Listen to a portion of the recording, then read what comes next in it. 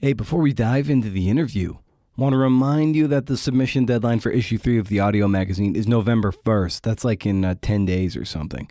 I'm not good at math, but it's coming up. The theme is heroes. Essays must be no more than 2,000 words. You can find a little extra details at brendanamara.com. Hey. Bear in mind, this is an audio essay, so pay attention to how the words roll out of your mouth. Email your submissions with heroes in the subject line to creativenonfictionpodcast@gmail.com. Hey, I pay writers too. That fat burrito money.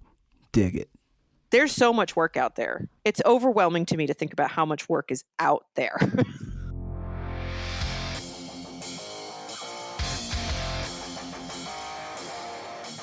Well, hey, this is a Creative Nonfiction Podcast, a show where I speak to badass people about the art and craft of telling true stories. I'm Brendan O'Mara. How's it going? Ever want to make a go of it as a freelance writer? Not necessarily a journalist, but a writer, which might have some journalism sprinkled in like seasoning. Well, I've got the guest for you. You know, I've spoken to Jenny Gritters a couple times, Woo-Dan Yan a couple times, Jennifer Goforth Gregory back in the day. And it's great to welcome back Jen A. Miller back to the podcast after a near 5-year absence. Jesus. Now I feel old. I feel old and tired now. Tell me about it. Jen is the author of the memoir Running a Love Story. We talked about that in episode 31. And she's also written wildly successful and actionable ebooks about freelance writing. Her first is How I Made $135,000 in 1 year freelancing. That's $135,000 with 1,000. And her latest is Where to Find New Freelance Writing Clients and Turbocharge Your Career, a roadmap to freelance writing success. It's $10, and I'll have the link in the show notes. And when you figure you spend $10 on something that gives you keys to the car, you can turn that $10 into a 4-figure side hustle or a 5-figure part-time job, or even able to afford to save for retirement and maybe even max out your Roth IRA. Imagine that. And maybe go to Chipotle once in a while. But first, Support for the Creative Nonfiction Podcast is brought to you by West Virginia Wesleyan College's low residency MFA in creative writing. Now in its 10th year, this affordable program boasts a low student-to-faculty ratio and a strong sense of community. We love community, baby. Recent CNF faculty include Randon Billings-Noble, Jeremy Jones, and CNF Pod alum Sarah Einstein. Yeah, there's also fiction and poetry tracks where Ashley Bryant Phelps and Jacinta Townsend have worked, as well as Diane Gilliam and Savannah Sipple. No matter your discipline, if you're looking to up your craft or learn a new one, consider West Virginia. Jesus. Can you read, Brendan? West Virginia Wesleyan, right in the heart of Appalachia. Visit mfa.wvwc.edu for more information and dates of enrollment. Whew. Sometimes, man.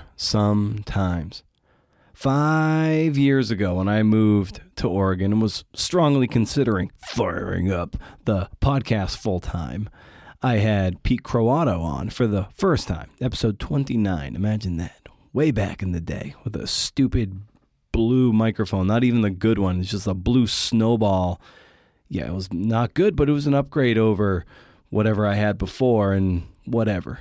It got us started, didn't it? Then on Twitter, while Pete and I promoted his first visit, Jen chimed in and said, I do podcasts. I was like, sweet, me too, bro. She's a wiki good freelancer, and I suck ass at it. So I'm happy to bring her back aboard the HMS CNF pod and let her tell you how you can call your shots and live a happy life. I'll riff a little bit on that in the parting shot at the end of the show of what that means and a sort of changing of goals and a mindset. But you can stay tuned for that. It's there if you want it. It's also there if you want to skip it. Does that even make sense? It's there if you want to skip it. I think you're going to dig this because her books, while they are her experience, are pretty universal. And you don't have to engage in the hustle porn that you see online. You just have to set up a playbook, treat your writing like the business it is, a creative business, but a business. Hey, look around you. How's the local dentist doing, or the Starbucks handling advertising and marketing? Like, there's a guy that he's a dentist he's on TV ads. He's got billboards around for $1,000 implants, and he's got his chubby little face up there and his neat Ivy League haircut and a polished smile, and it's like you see him all over the place, and you're like, okay, maybe he'll help me be able to eat an apple again. Anyway, it's not a bad idea to use them or something similar as a business model and think, well, you can slide in with your slant and your services and serve the people you want to help, and that's what it's all about, and maybe you'll get some of that fat burrito money. Okay, so check this out. I saw Metallica twice at Aftershock 2 weeks ago. So I'm going to slip this in. I think you can hear me, and I swear, but don't tell anyone. Don't tell anyone, okay? Riff.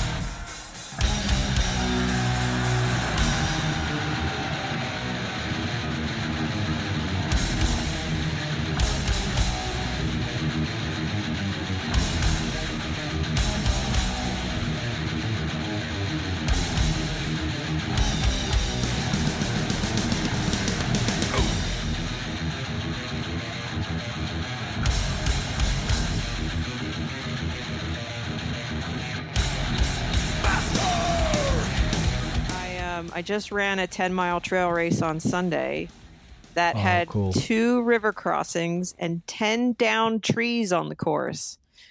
So, yeah, I guess I'm still quote unquote running, although I didn't run that fast through the river because it's like slippery rocks, and the person in front of me totally wiped out, and I felt bad, but it just reminded me to be extremely cautious. And I didn't fall, so that was good. Fantastic. Yeah. What kind of because I worked in at a Fleet Feet and fit hundreds, if not thousands, of people for running shoes at one point or another. What shoes are your go-to? So I've been for road running. Sorry, I shouldn't say racing, even though I wear the same shoe. I've been wearing the Mizuno Wave Rider since I started running. And okay. I really have not veered from that shoe all that much. There's a couple versions they put out that I didn't like all that much, so I would try to find like discontinued versions of it, and I would try other kinds of shoes. But I keep going back to this Mizuno Wave Rider. And for trail running, I wear Hokas. And the good thing about the Hokas is they last forever. Like my last pair, I was duct taping together because I didn't want to buy a new pair, and then I bought a new pair. And they're fantastic. So Mizuno for roads and Hoka for trails. I've wondered that about Hokas. When I was working at the last Fleet Feet I worked at, so at 2010, 2012, around 2011-ish was when we got like a demo pair of those in the store. And I remember the midsoles on those are just goofy big and pillowy, but it appears that they're very popular and effective. Yeah, I mean, I'm not as big a fan of the road shoe, and that just might be because I love the Wave Rider so much. They just made sense for running because I run ultra marathons now. It just made sense for the longer trail races. But that brand has gotten much bigger, much more prominent, and they had a Olympian in the marathon in the last Olympics. They had a runner in the marathon in the last Olympics, I should say, which was a first for them. Because they have some pretty good pro teams now too, so they're definitely making a much bigger mark. I know at first when they first came out, it was like, what the heck is this? But I'm a fan. Nice. Well, it kind of dovetails nicely here. Running in a way is, depending on who you are, can be very competitive. But you're quick to note in this new ebook that you wrote that you don't see writers as competition. And we all come at story ideas with our own research and experiences, and it's better to work with other writers for the good of the industry. Hence why I write my newsletter and my books. So how did you arrive at that more abundant mindset versus the scarce mindset? I will say that has pretty much been the case in all the time I've been freelancing, which will be, I should say, full-time freelancing. I've been doing it. It'll be 17 years in January that I've been a full-time freelancer. And I was writing freelance part-time before then. And the only reason that I have been able to stay in this business for so long is because of the help of other writers, especially in those early years when I didn't quite know the best practices of what I was doing. And there was a group of older women, because almost all freelancers I knew then were women, and mostly women now. They took me by the hand and say, I want to help you. And because now I turn around and I put my hand out and say, I want to help you. It never really felt like we were fighting against each other for the same assignments. And it is what I said, because my lived experience is different than their lived experience, which is different than another person's lived experience. And because there are so many opportunities for writing, I don't have a scarcity mindset because there's too much work out there. And I want good people to get that work. I just referred someone to what would have potentially been an okay gig for me, but I knew it would be better for her. And I just referred it to her. Like, this is better for you. Take this. Please take this from me. And it's just because I've met so many people who do all different kinds of writing that I know that there's so much work out there. It just doesn't make sense to fight with each other. Why? We're on the same side here. We all want to be good writers and be paid for our work. So we should work together. And I know a big part of my 30s, a huge chunk of my 30s was spent in large part frustrated and sort of resentful because I couldn't get a lot of traction. And the traction I was constantly trying to get, and the idea of freelancing in my head was you had to do a lot of churn. It was more journalistic stuff. Like, I had no idea about the content or more the mercenary work that's out there. And so I was just beating my head against the wall because so many of the people I admired, they're publishing these great long form pieces. I'm like, how are they doing it? Here I am fitting shoes at Fleet Feet while I'm trying to cobble together these slideshows, this, that, and the other. And it's great to hear you and people like Woodan and Jenny Gritters and talk about, like, oh, there's this other thing that you can make you tend to make more money, but it can help subsidize maybe some of the other journalism you want to do. So, when did that light bulb turn on for you? Well, one of my full-time jobs I had before quitting to be a freelancer was I worked at a medical school, and I worked in the media office, and I would go out and meet with doctors. Other than acting as a liaison for media who wanted to come in, I would be given a study that a doctor was about to publish and told, here, read this. And I don't understand any of this. And then I would go meet with the doctor or the researcher and write a press release based on that research. Like, what does this mean? What does this mean for the general public? And because I had that experience, I realized that there are places that hire you to do that. And there are places that hire you to write for the alumni magazine.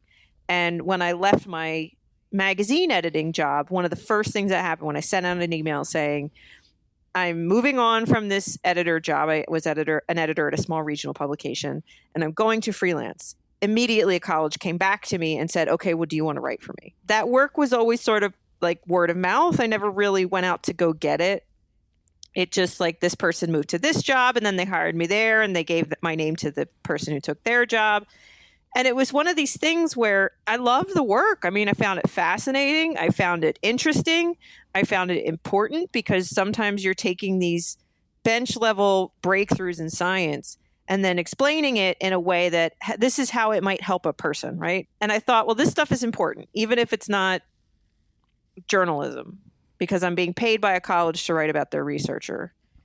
But there was a part of me that thought, well, I can't be a serious writer unless I'm writing long-form journalism all the time. And then I tried to write long-form journalism all the time, and I got to admit, I hated it. I hated the pitching process. I hated the frustration of it. I hated how long it took to get paid. I hated, and then I would get into like contract disputes with big publishers. And I've said before that I'll never write for Condé Nast again unless they have some radical change because their contract is so bad. They tried to force me to sign it after the piece had already been published. And then when I tried to negotiate it, they told me I wasn't important enough to negotiate with. And I thought, I don't want to, I'm done. I'm not doing this anymore. And started actively pursuing that other work. And then I realized, well, if I do X, Y, and Z for this and it creates a steady income, then I can go do this other stuff. And you got to be careful about conflicts of interest, of course. I think it was only one time where an editor said, I want you to talk to a researcher at this institution. And I said, I can't because I write for them. And then he's like, okay, we'll talk to this person. It's just never really created any conflicts of interest. I can keep the two separate. And it's just, there's so much less pressure on me as a person, like as a human being trying to pay bills and make it in this world.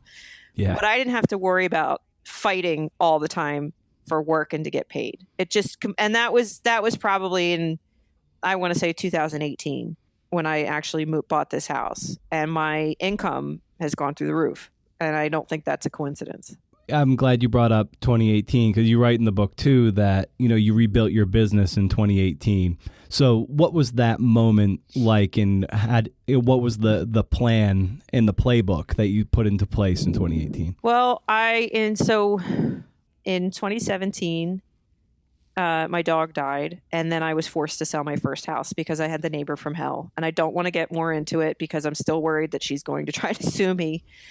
Still, it was really, really bad. Like, my realtor said, this is the worst neighbor dispute I have ever seen. So I was my dog died. I was forced to sell my house at a loss. And then I was going to, what was I going to do? Was I going to continue to live in the town where this person lived? Was I going to buy another house, even though I lost money on it?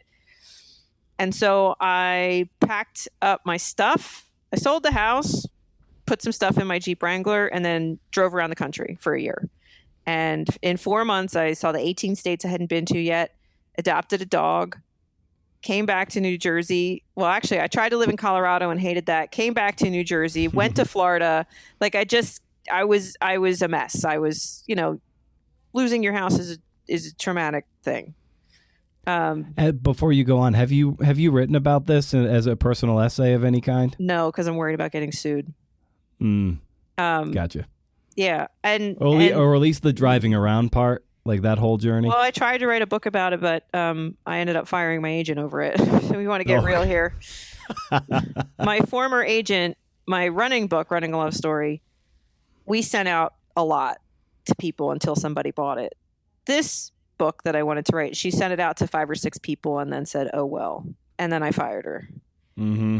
And I was so mad about the whole experience because I really thought it was a really bad experience. It turned me off traditional publishing almost entirely. That's when I went out and wrote my first ebook about how I made $135,000 in 1 year freelancing because I was just mad.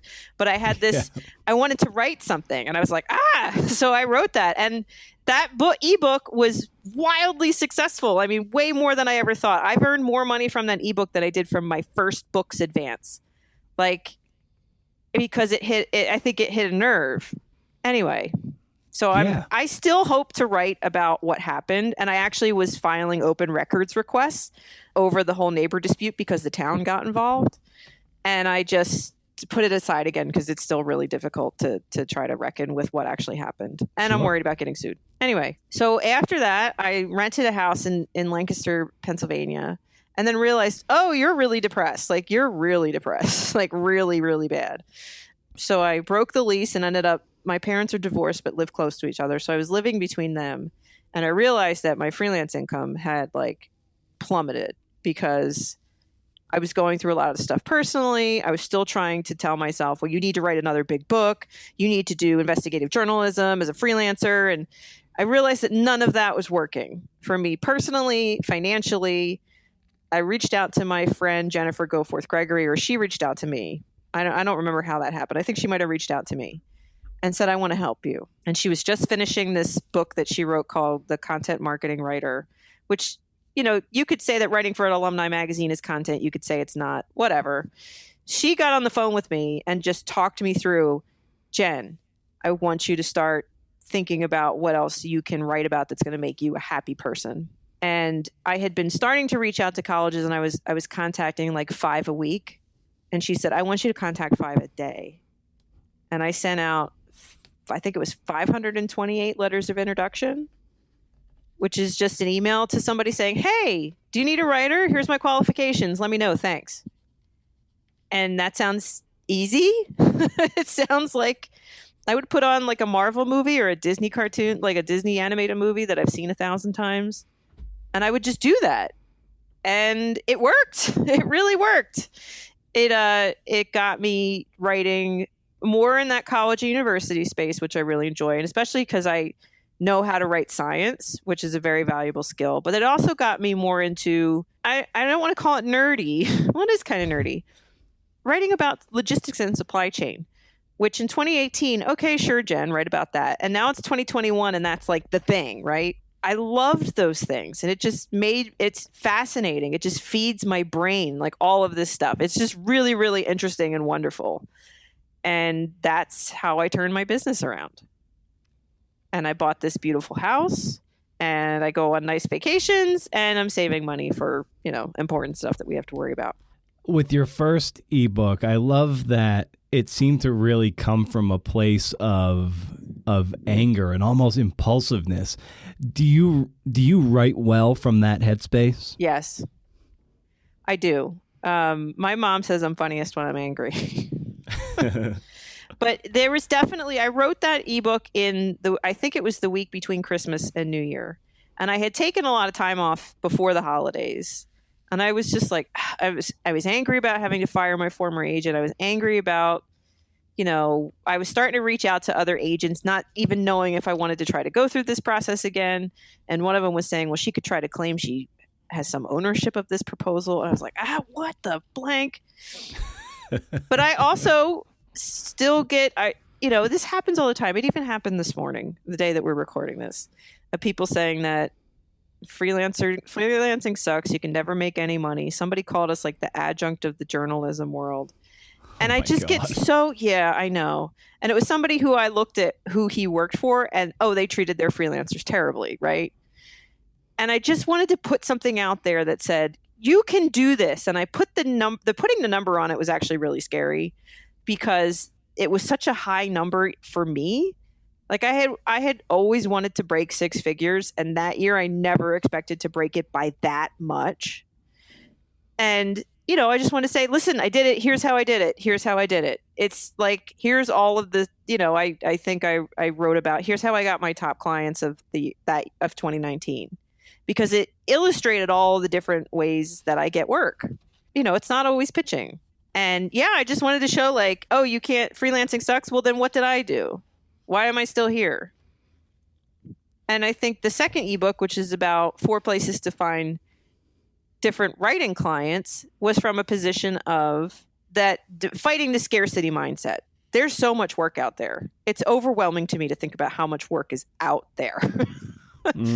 So that's why I put that ebook together. And I will say, breaking news, this is going to become a whole series of ebooks because I like doing them. They seem to be financially rewarding, and I think they're fun, and I think they help people.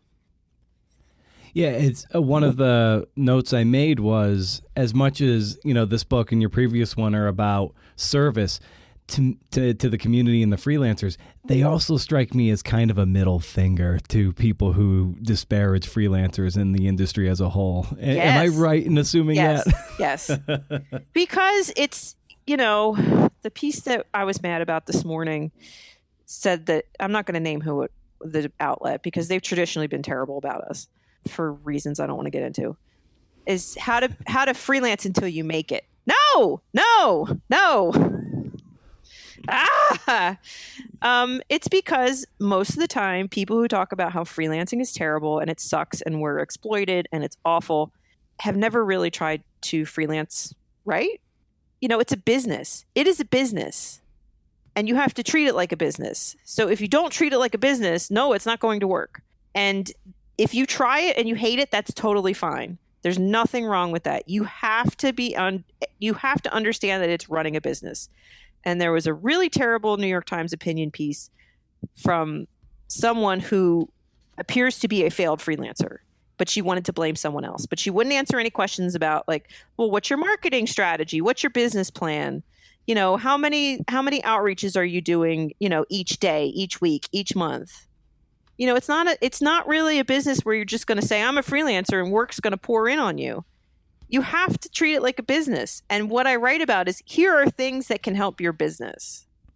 And if you don't want to run a business, that's totally fine. Go get a traditional job. People need workers right now, but don't ruin it for the rest of us. I hear stories of people who seem to really come out of the gate in year one or even year 1.5 of freelancing. So if you really want to get into it and really make a splash and not feel like, you're in the churn machine, like how can someone try to get on the rocket ship as fast as possible so that they can start to sustain themselves without having to wait a year, 2 years, 3 years? The first thing you should do, and I also say I do freelance consults with people. I haven't been lately because I've been busy. I just got back from a month of vacation. I have to catch up on my backlist of people who are waiting for appointments. The first thing you should do is immediately look at your own network. And Jennifer Goforth Gregory's book, I know I'm plugging it again. She is so good at explaining how to do this in like step-by-step fashion. But when I help people who are leaving their jobs under duress or they got laid off, I said, you send a goodbye email if you still have access to your, whatever. I want you to go through your LinkedIn contacts. And I know everybody groans like, oh, LinkedIn. You're connected to people on there. Go through your contacts and see who you've worked with before and where they are now. People who might need a writer, like who you might not necessarily think of. When I was going through that big rebuild in 2018, I went through my LinkedIn and I saw, oh, I know this person from running. Oh, she's a content manager at a major law firm. And I emailed her. I'm like, I know this might sound out of the blue, but do you ever need writers? And she's like, I'm looking for a freelancer right now. And I wrote for them for 2 years. And the thing about plumbing your own network is you don't have to prove to them that you're a good person, right? Assuming that you have a experience with them. And once you start thinking, I just helped someone, and I don't want to give too many details because she has not quit her job yet.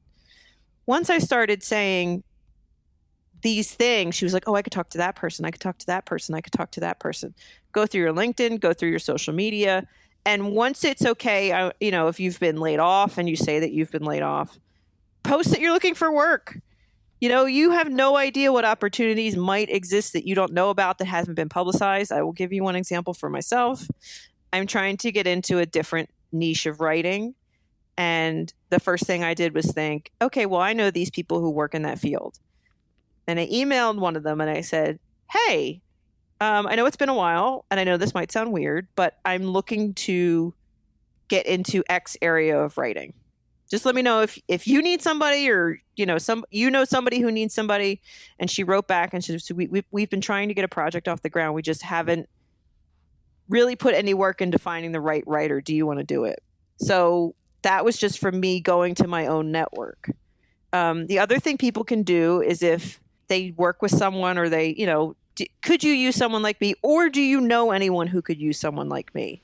And that's really a way to just like get the word out, get your name passed on.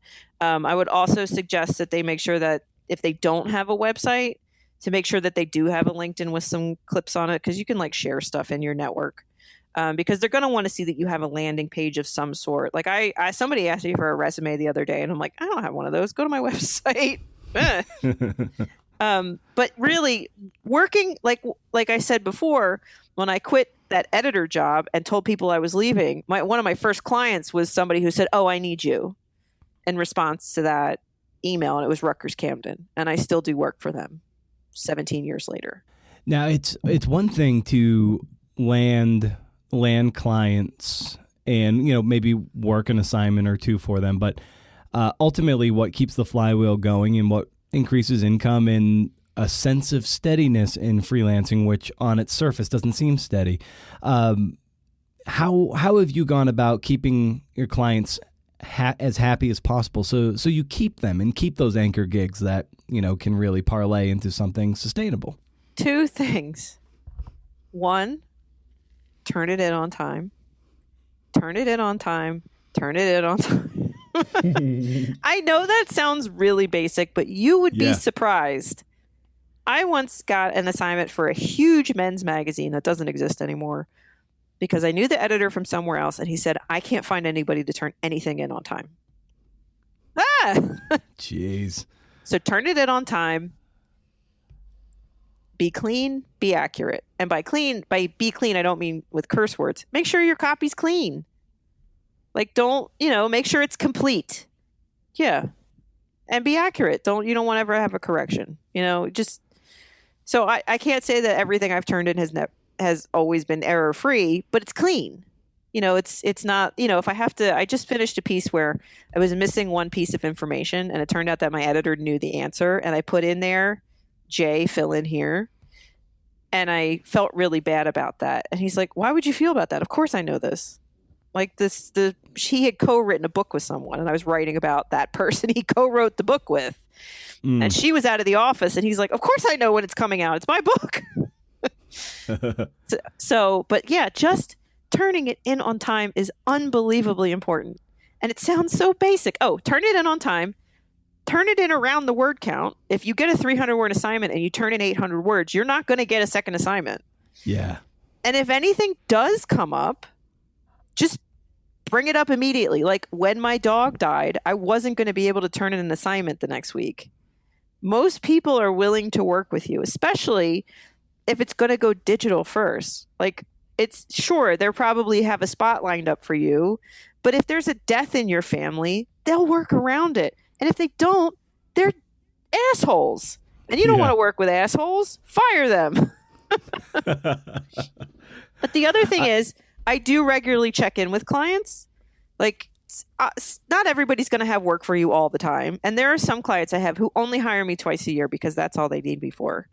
But for example, in March of 2020, when everything was going to hell, I didn't shy away. I turned around and emailed all of my clients. And I said, especially because I write in the supply chain and medical and science space, I turned around and said, listen, I'm here if you need me. I'm here if you need me. Tell me what you need.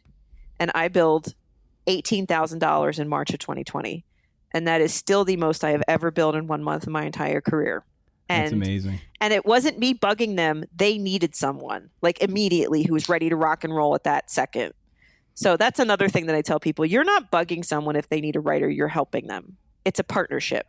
I love in the book too about, keeping your eyes open for those opportunities, and whether that be in a waiting room or when you get an REI catalog in the mail or the REI's quarterly magazine or whatever it is, or Subaru, you're like, oh, these are most likely 100% freelance written. Like that's a way to do this. And if you keep your eyes open wherever it is, like there's opportunities there on the brochure stand or in your mailbox as it is. I was running and I saw a magazine outside of an electric bike store and I picked up the magazine. Somebody who I've been helping texted me and said, I'm reading a book. And here's what I highlighted. And it was the name of an institute that she then wrote a letter of introduction to. And it was like in a novel. And she found that this is a real thing and sent them an email saying she could write for them. And she said, it's because she said, now I look everywhere and I think, oh my God, this is work for me. And right now I'm saving all of my, not all of my mail, but mail and emails from the month of October that I see as potential freelance writing markets. And it's like my inbox is like, just delete these things already. You're never going to read them. But it's opportunities. It's just, that's why I say it's overwhelming to me how many opportunities are out there. And I want to pair writers with those opportunities because, freelancing is great. Back when we spoke nearly 5 years ago, you had said, when it gets too hard, I need to challenge myself and make it, when it gets too easy, I need to challenge myself and make it harder again. And I wonder what challenges you might be facing now that are not challenging you enough, and you're finding your ways into, new turbulent waters and challenging waters. Well, in the spring, I quit my weekly New York Times gig. So that's a challenge. I was writing. That's a prestige gig, too. Yeah, I know. And people were concerned. I'd been writing a newsletter about running for them for 3.5 years. And before that, I had written a similar product for the Philadelphia Inquirer. And I loved it most of the time because, it's a prominent spot. I love writing about running. I got to it felt like I was chatting with people a lot, but eventually it wore me down. I was running out of creative things to say. I was really getting tired of getting screamed at every time a newsletter came out.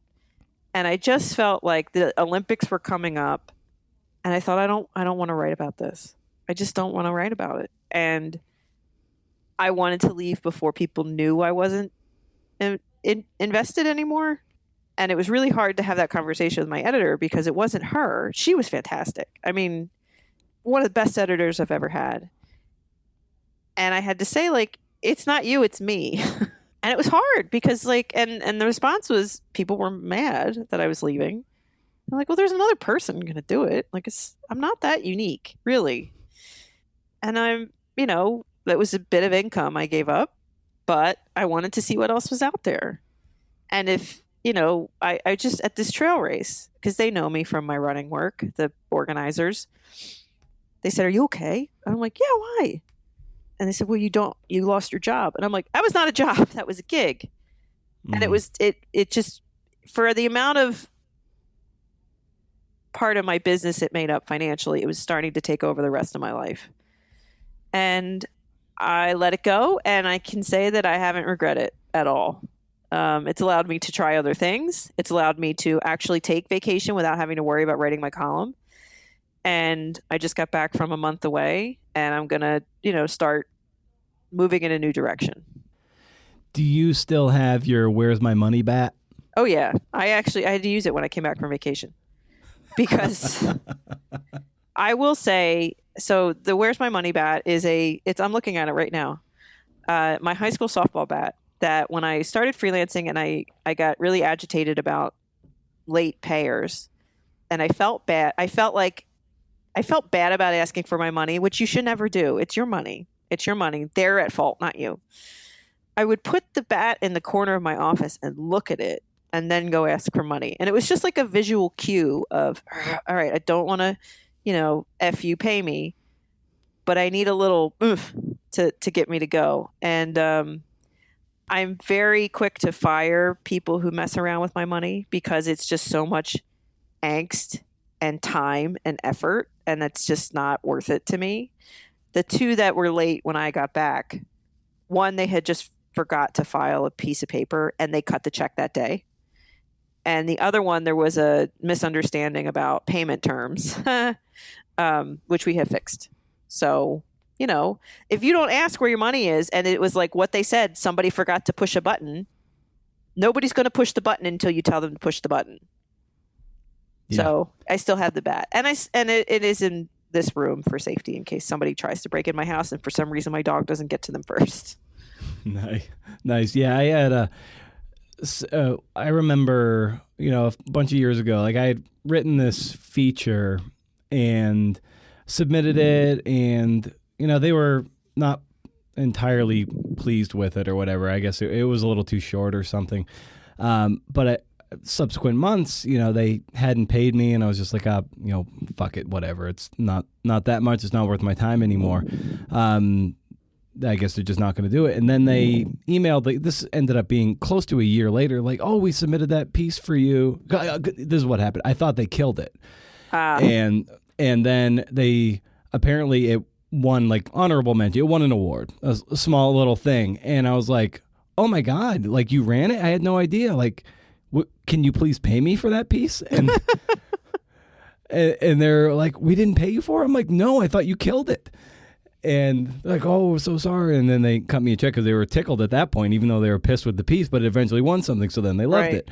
So it was like, I was like, oh my God, like this. And, that was a more journalistic thing, which is its own morass of dealing with trying to get paid, and the turnaround on anything you write. Well, that's the reason why this idea of going back to the long form journalism stuff.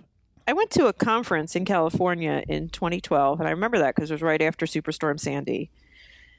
And it was like this billed as this long form narrative journalism conference for freelancers. And at the introduction, everyone's talking, oh, we're going to do this. Somebody raised their hand and said, well, who's going to talk to us about money? How do we make this work financially? And somebody's like, oh, we don't talk about that here. Yeah, exactly. I was like, just wasted my money on this. And that conference, I think, was held once or twice, but then was never held again. But like, I don't think a lot of my work right now comes from business to business publications. The Supply Chain Dive. I also write for CIO Dive. That work is so interesting to me, but it also is steady and it pays on time. I get paid about 2 weeks after the story I submit it. It doesn't even matter when it runs. They start processing that when I submit it. Just having that base of income makes everything else so much easier. So even if I do go out and try to write some big long piece for somebody else, I know I can still pay my mortgage. Yeah. It's sadly long form journalism, at least to me, I have to equate it with being like a short story writer in fiction. Yeah. Like it's just something like it's got to be a passion project. You're not gonna make a living on it. The New Yorkers, I know it's Condé Nast, but like those New Yorker long form writers, like, those are few and very, very few and far between. And it's just not sustainable. They don't treat their freelancers well in a whole other lot of ways, but that's not my story to tell. But, but some people who do it, they are not their only source of income in their household. And there's absolutely nothing wrong with that. But the only person paying the bills in this house is me until my dog gets a job. And I had a writer reach out to me once who said, "Hey, I need a contributing editor gig. Do you know of any?" And I'm like, "They don't come to me for that. I'm a woman." And I'm not saying that's the case as much now as it was, in 2006, when I was told if I wanted to get a writing gig at Philadelphia Magazine, I had to go date someone who worked on the masthead. And they didn't say date. Jeez. Yeah. And then those people who got those contributing writing, freelance contracts, then went on to do a lot of, it sort of played up. And I was like, well, because I won't blank someone, they're not going to give me that gig. And, I had a lot of anger issues about that. I think it's very different today. Thank God. But at the time, all those gigs went to guys. And I'm getting into something you probably don't want to talk about, but well, you can take it there if you want. There were doors that weren't open to me at young stages in my career. And part of me wonders if that was a good thing, because I see the pressure that, those roles take on. I've seen a lot of people who went that track who crashed and burned and aren't in the industry anymore. It's sort of like when somebody, I forget what book it was from, that achieving success in writing, you want to take the land route, not the jet. Because sometimes somebody will write a piece that goes viral and then they get a big book contract, and then that's the only book they ever write because they didn't do the work to get there. Does that make sense? Oh, yeah. Yep. So, the overnight success might not be the long-term success. And I actually was talking about a very specific writer to someone. It turned out it was this person's friend. I felt terrible. Yeah, you want to be a 15-year overnight success. Yeah. But, right. When I was 25 years old, the landscape, I'm 41 now. The media landscape was different. The editor at Philadelphia Magazine at the time would walk around the office within his boxers. This is public knowledge. This is public. So it's not like I'm breaking any news here. But, the editor at New Jersey Monthly had been fired from his previous job at Rolling Stone for sexual harassment. Like, how am I going to do as a freelancer with that person? He just retired. Mm. So, I don't think when that happened, I don't think he would have gotten another job in journalism if it happened today. I could be wrong, of course. But at the time, it was like brushed off and he got this job. And then I was trying to write for him, and it was a terrible experience. Jeez. Yeah. Well, we have to believe that the landscape has changed somewhat with more. Hopefully, there are more women in higher seats of power at these places on editorial boards and mastheads. He was replaced by a woman, so at least there's that. yeah, and changing the culture to just so that degree of toxic masculinity is no longer literally strutting around in his underpants. I will say, that New Jersey Monthly editor treated men terribly too. So it's just, you got to get these folks out. And, and I'm a white woman, and I at least had the benefit of being white. Like, at the time, maybe that's the wrong way to put it. But a woman of color in 2005 trying to get an editorial writing gig with someone like that. Yeah. Anyway, Yeah. I don't regret it. I don't. There was someone else at the time who was writing in the same fields and went a different direction as I did, and got caught doing some shady journalism stuff. So I'm glad I didn't go that route either. Well, these are the kind of things where if you're traveling by road, there are potholes and speed bumps. But yeah, you kind of learn the lay of the land, and you learn where to take your detours. Pick your road trip metaphor, insert here. But those are the kind of things that you do kind of learn along the way, I guess. Yeah, you're ready when you get to the destination. And the other thing is, being a little older, like my priorities have shifted. Chasing big journalism fame and is it worth it? I don't know. Mm-hmm. I'm a pretty happy camper. I'm kind of with you. Like I'm not where I want to be yet, but my priorities are certainly like, there was a time where the idea of being in those glossy, slick magazines was it. That was it.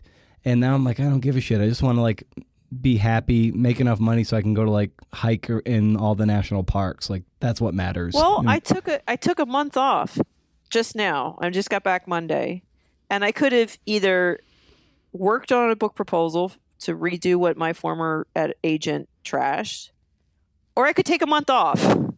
And I took a month off. So, I don't. I live my life. That's the whole thing why I freelance. I don't work 40 hours a week. If I really, really wanted to go after that stuff, why? At what cost to me as a person? I mean, I think that this period of time for a lot of people who have been on that hamster wheel, we talk about the Great Resignation. I hit that point a long time ago when I decided if I'm going to be a writer, I don't want to move to New York. I'm going to stay in South Jersey, and I'm going to figure out a way. And I did. And I'm still in South Jersey. In a nicer house, not attached to someone who tried to sue me.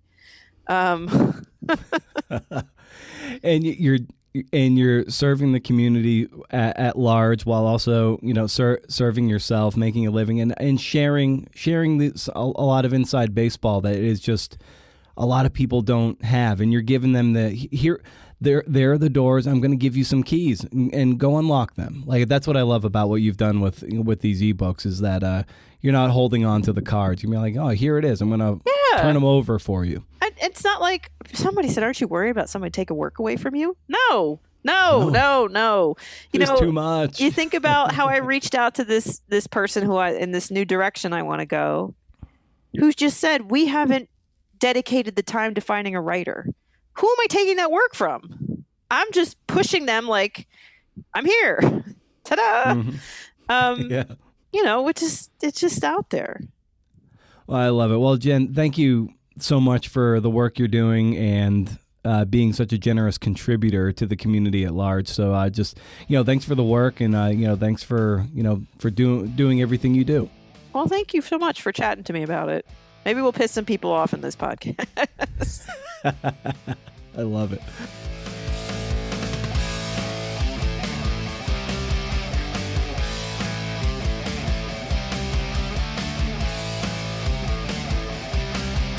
Pretty great, right? Had a swell time with that one. Hope you did too. She's at by Jen A. Miller on Twitter. Anyway, thank you for listening. CNFers means the world. When you're a middling writer and podcaster like me, and I suspect there's a chunk of you out there as well, you know that we live and die by reviews. I always read new ones on the pod. Haven't had a new one in a while. So if you have a few moments, heck, while the water's boiling, takes fewer than 5 minutes, leave a review. You can also head over to brendanamaro.com for show notes and to sign up for my Up to 11 newsletter, 11 cool things from my brain to your inbox. Been doing it for about a decade. I put in a link to an exclusive happy hour, and it's good times. We just kind of sometimes shoot the shit.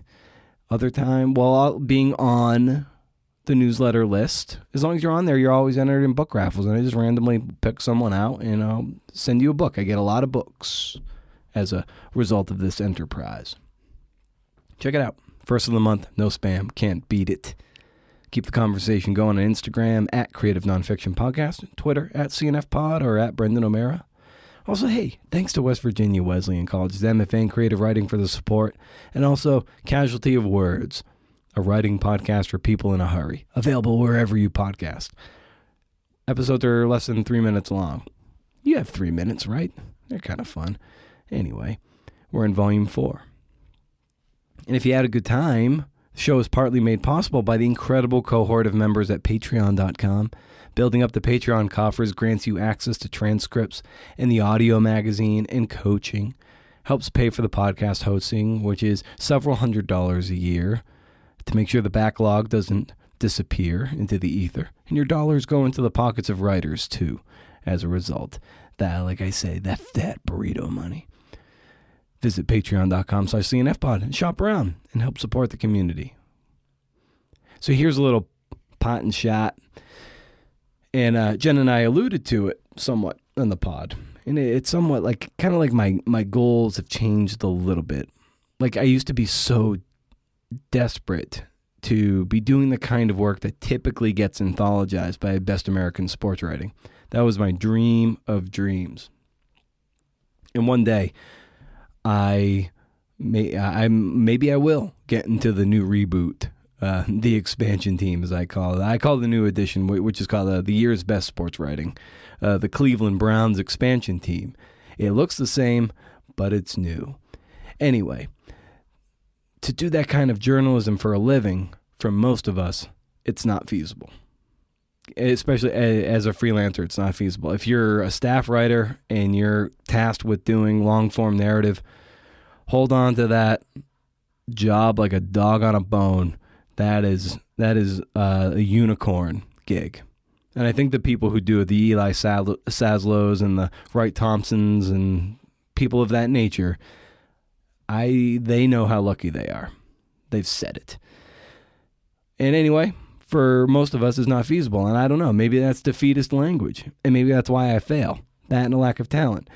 I've had to take the boutique approach to long-form sports writing. Treat it as a fiction writer treats short story writing. You do it for art, for kicks. And to think you can do it for a living is delusional.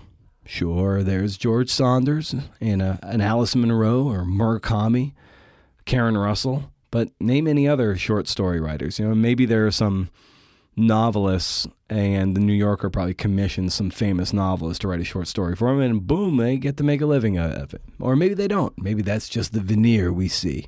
You get my drift. So, what I want more than ever these days is just autonomy and to be geographically agnostic. Work wherever, as long as I have an internet and a laptop. Bada bing, bada boom. Did I just say bada bing, bada boom? Jesus Christ. I'm sorry. I don't need to be a six-figure freelancer, as sexy as that sounds, but I'd love to bill in the neighborhood of $50K a year. That means I'd be taking home $30K. You know, you don't want to put any limits on yourself, but I'm all about enough. I don't need more. I just want enough. And that'd be fucking unbelievable. That's a lot of fucking money. Then my wife and I can go hike the national parks or a lot of those unsung state parks. And if that means sacrificing the prestige of appearing in, say, The New Yorker or Outside magazine, then so be it. My ego used to, and I guess it still is, like so tied to that shit because I'm desperate for approval and validation. And you can always slide those magazines or the New York Times, and you can hand that to someone who doubts your decisions and hand them something and be like, oh, it looks like you're making it because you have a byline there. But what's better than making a living and being able to save a little scratch, call your own shots, and maybe take some time off, extended time off to enjoy this planet before we kill it. We want to see glaciers before they melt. We want to see all 8 Alaska national parks in one swoop. We want to live while we still have our health because who knows when that will betray us. We're still relatively young, able, fit. Maybe we have 40 years left and we're already 40 years down. And what do we have to show for it? Sure, wouldn't it be nice to be like David Grant, Patrick Dryden Keefe, Rachel Monroe, Susan Orlean? But maybe that's not possible. They're throwing like 99-mile-an-hour cheese And, I'm beer league softball. And maybe that's the saddest realization of all, that really you've deluded yourself into thinking you could make it when you never had what it took to begin with. So stay wild, CNFers. And if you can do, interview. See ya.